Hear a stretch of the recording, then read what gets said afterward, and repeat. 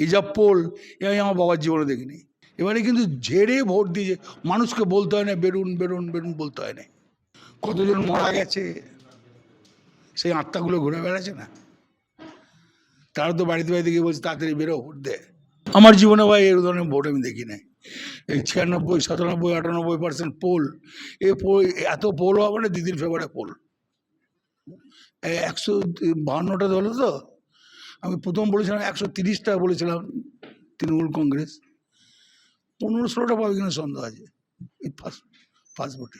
এই ভোটে গন্ডগোল করার ভাই বললাম তো 240 হয়ে যাবে, আমি তো 230 থেকে 35 বলে আসছি। এই যা পোল আমি আমার বাবার জীবনে দেখিনি। এবারে কিন্তু ঝেড়ে ভোট দিয়ে মানুষকে বলতে হয় না বেরুন বেরুন বেরুন, বলতে হয় না।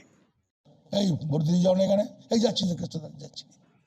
এই এসআর কেমন জব্দ করেছিল, বিডিও অফিসের লাইনে দাঁড় করে দিয়েছিল বয়স্ক মানুষকে, হাইরানি শেষ করেছিল।